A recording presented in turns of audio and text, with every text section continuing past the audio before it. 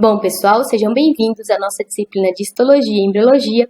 Eu imagino que a maioria de vocês já me conhece. Eu sou a professora Letícia Ferrari Crócumo. A minha área de atuação é reprodução animal, mas eu sou responsável por algumas disciplinas que são ofertadas no curso de zootecnia, entre elas a parte de embriologia é referente a essa disciplina em questão. Então, nessa nossa primeira aula teórica, eu vou fazer uma breve introdução sobre embriologia com vocês, para vocês entenderem o que essa ciência estuda, e nós vamos conversar um pouquinho a respeito do processo de formação de gametas, designado gametogênese, com enfoque nos animais domésticos.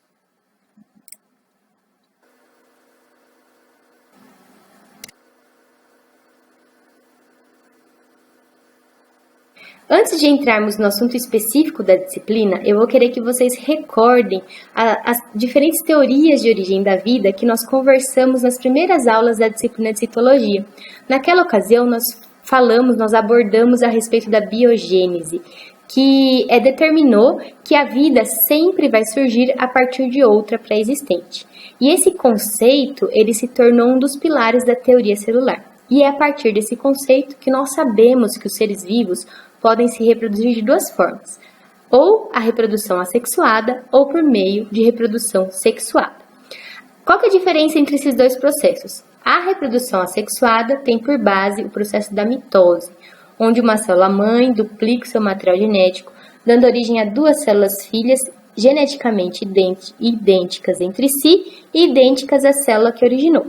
Já a reprodução sexuada vai envolver a união dos gametas, masculino e feminino, espermatozoide e oócito, no processo da fecundação. Ou seja, a reprodução sexuada envolve a união do genoma materno e paterno durante a fecundação. E devido a isso, indiretamente, essa reprodução sexuada envolve o processo da meiose, uma vez que a meiose vai ser essencial para a formação dos gametas, que são células haploides, que depois vão se unir para reconstituir a haploidia característica daquela espécie, formando assim um novo indivíduo.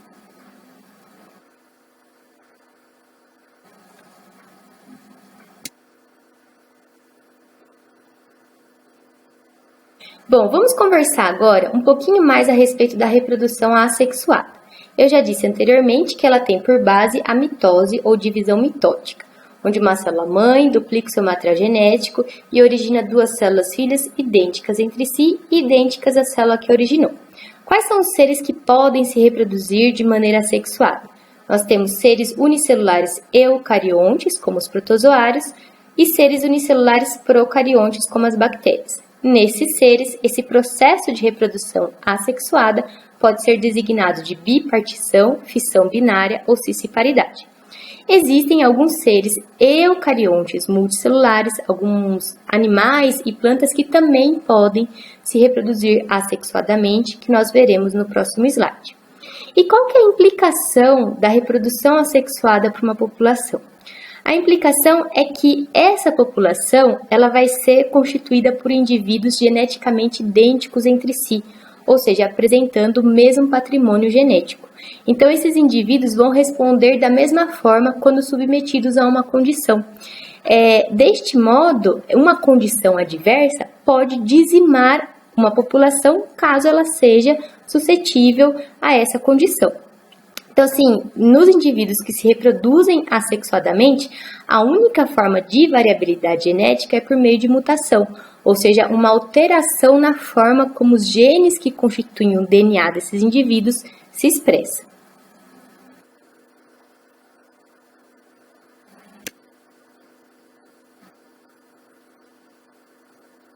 Agora, nos seres eucariontes multicelulares, esse tipo de reprodução assexuada ele pode receber diversas designações.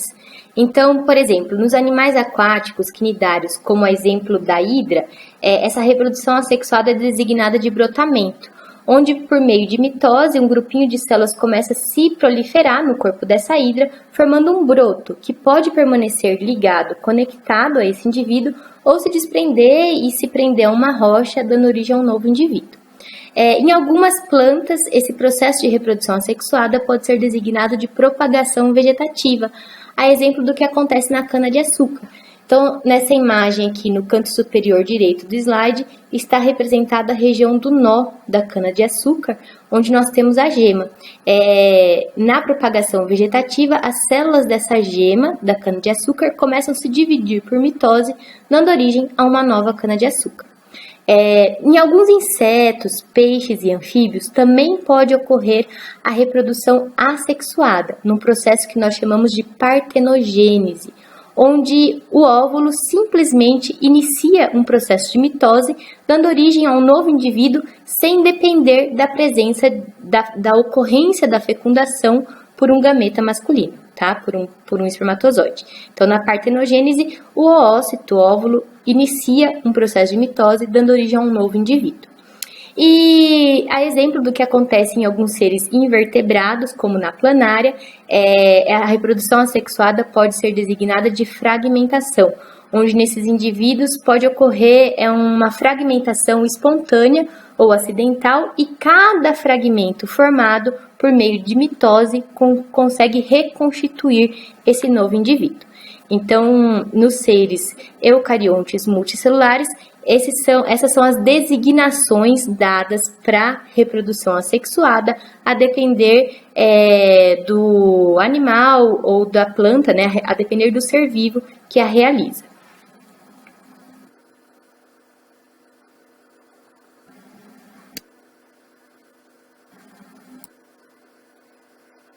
Agora, com relação à reprodução sexuada, que vai ser o objeto de estudo ao longo da nossa disciplina de embriologia, ela é realizada pela maioria dos seres eucariontes multicelulares, podendo ser vegetal ou animal, e nós já vimos anteriormente que ela tem por base o processo de fecundação, ou seja, ela vai envolver a união dos gametas masculino e feminino para a formação de um novo indivíduo. Ou seja, nós teremos a combinação do genoma materno e paterno para a formação de um indivíduo que vai ser geneticamente diferente dos seus genitores. Então, a reprodução sexuada garante uma maior variabilidade genética dessa população, garantindo sua maior adaptabilidade a condições adversas. Vale lembrar que, como eu disse anteriormente, indiretamente, a reprodução sexuada vai envolver o processo da meiose, porque os gametas, eles são células haploides que se originam a partir de células germinativas primordiais, que são células diploide, que sofrem um processo de meiose, que é uma divisão reducional para originar os gametas que vão se unir na fecundação, reconstituindo a ploidia daquela espécie. Se vocês relembrarem lá da disciplina de citologia, a meiose é um processo de divisão celular reducional que envolve dois processos de divisão celular. Nós temos a meiose 1 e a meiose 2. Ambas meioses, 1 e 2, elas são constituídas pelas mesmas fases. Nós temos a prófase, metáfase, anáfase e telófase. No entanto, na prófase da meiose 1, se vocês recordarem, ela é dividida em várias etapas. E na etapa do paquíteno da prófase 1, ocorre o que nós chamamos de crossing over ou permuta, recombinação gênica, onde ocorre a troca de genes entre cromossomos homólogos. E isso garante uma variabilidade genética ainda maior desses seres que vão se formar a partir da fecundação. Por isso que nós temos filhos de mesmos genitores geneticamente diferentes. Tá? Então, a reprodução sexuada garante essa variabilidade genética, possibilitando uma maior adaptabilidade dessa população às condições adversas.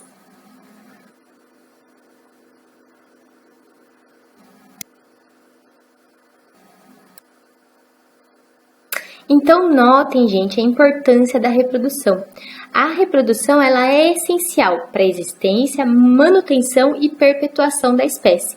A simples existência do indivíduo sem que ele se reproduza vai conduzir à extinção de uma espécie. Então, a reprodução, seja ela assexuada ou sexuada, ela é essencial para a manutenção e perpetuação de uma espécie, de qualquer espécie na realidade, né?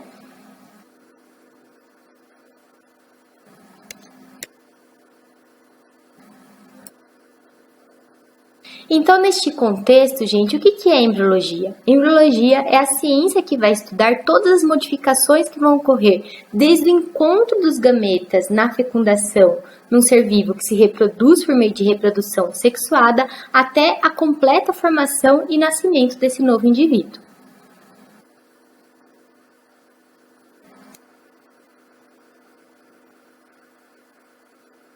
Em outras palavras, gente, a embriologia é o estudo do desenvolvimento pré-natal dos indivíduos. O que é o desenvolvimento pré-natal? É todo o desenvolvimento que vai ocorrer antes do nascimento desses indivíduos e que envolve, então, um estudo dos processos morfogenéticos, ou seja, das alterações morfológicas determinadas geneticamente que esse indivíduo vai sofrer desde o processo de formação do zigoto até o seu nascimento.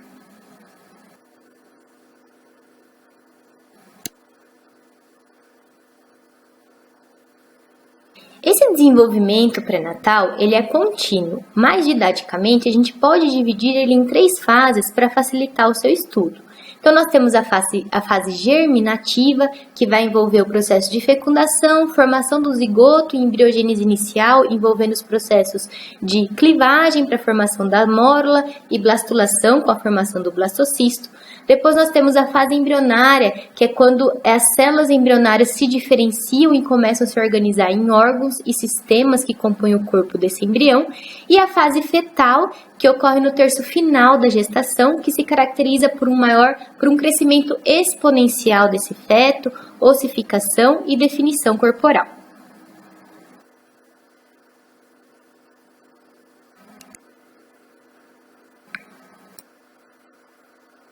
Então, a partir dessa breve introdução, qual que é o objetivo da nossa disciplina, né? Da parte de embriologia dessa disciplina? É a gente fazer uma viagem por esse mundo da embriologia.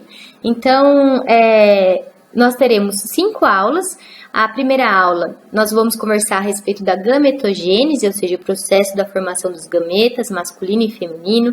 Na segunda aula, nós vamos ver como se dá o transporte desses gametas pelo sistema reprodutor masculino, feminino, até eles se encontrarem na região da ampola do oviduto e ocorrer a fecundação. E nós vamos conversar sobre todos os processos que ocorrem durante a fecundação. Na terceira aula, nós veremos como se dá a embriogênese inicial, ou seja, os processos de clivagem para a formação da mórula, blastulação para a formação do blastocisto, até o processo de implantação desse embriãozinho na parede uterina. Na quarta aula, nós conversaremos sobre a gastrulação, que é quando esse embrião ele se torna um embrião bilaminar, trilaminar, com a formação dos folhetos embrionários, que então começam a se diferenciar para dar origem aos diferentes sistemas que compõem o corpo do animal. E nessa aula também nós conversaremos a respeito da formação, função dos anexos embrionários, que são essenciais para a manutenção da viabilidade desse embrião.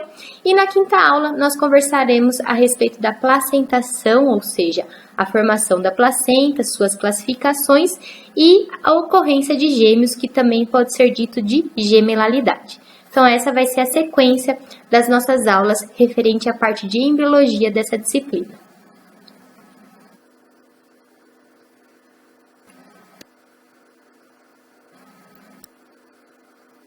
Então, vamos começar conversando a respeito de gametogênese.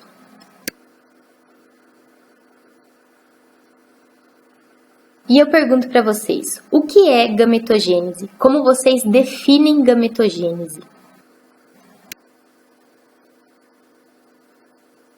Então, a gametogênese corresponde ao processo de formação de produção de gametas naqueles indivíduos que se reproduzem de maneira sexuada. E quais são esses gametas? Nós temos o gameta feminino, que é chamado de ovócito ou oócito, e o gameta masculino, que é o espermatozoide. Aqui, gente, eu faço uma observação para vocês. O gameta feminino, ele é chamado de oócito ou ovócito.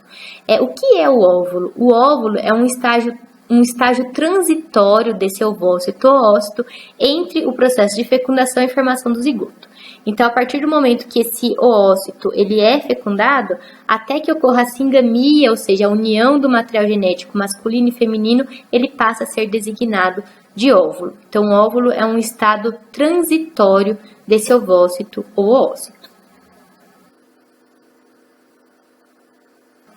Lembrando que esses gametas, eles vão ser produzidos dentro das gônadas, que no caso da fêmea nós teremos o ovário e no caso do macho nós teremos o testículo.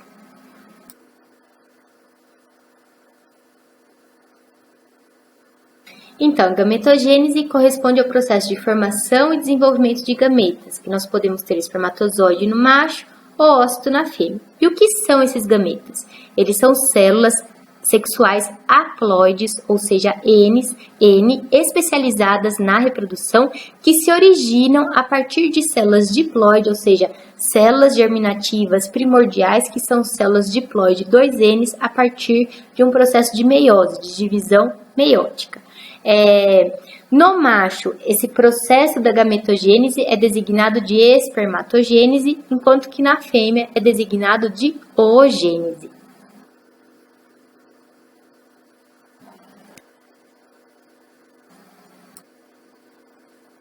Aí vocês vão me questionar, tá ok, mas como que surgem esses gametas nas gônadas, né? Como que eles são produzidos? Então, a origem dos gametas, gente, ela é uma etapa comum para ambos os sexos. O que acontece? Ainda durante o desenvolvimento embrionário, durante a vida intrauterina, independentemente do sexo desse embrião, algumas células da parede do saco vitelino, o que é o saco vitelino? É um anexo embrionário que ele é transitório na maioria dos mamíferos domésticos e está implicado na nutrição durante o desenvolvimento inicial desse embrião. Então, ele se encontra aqui, ó, voltado para a região ventral do embrião e durante a vida intrauterina, algumas células da parede desse saco vitelino, que são células diploide, ou seja, 2N, designadas de células germinativas primordiais, ou também chamadas de gonócitos, migram para o interior do corpo desse embrião, indo colonizar uma região específica que nós chamamos de crista genital. Então, vocês podem observar nessa primeira imagem o saco vitelino, ali em vermelhinho representado as células germinativas primordiais, e na segunda imagem nós temos a região no interior do corpo do embrião que corresponde à crista genital.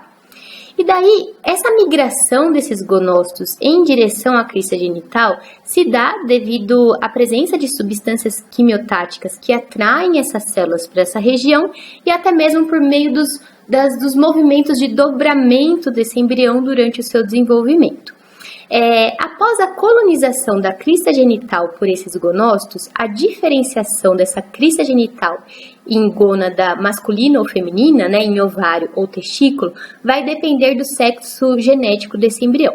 Então, se nós tivermos no embrião macho, né, na presença do cromossomo Y, ou seja, na presença do sexo genético XY, essa crista genital vai se diferenciar em testículo, enquanto que esses gonócitos vão se diferenciar em espermatogônias, que vão ser células diploides precursoras dos espermatozoides. Enquanto que na ausência do cromossomo Y, ou seja, no sexo genético de uma fêmea, XX, essa crista genital vai se diferenciar em ovário, e esses gonócitos vão se diferenciar em oogônias, que são células diploide precursoras do oócito a ser formado. Então, notem que a origem dos gametas é uma etapa comum a ambos os sexos e ocorre ainda durante a vida intrauterina.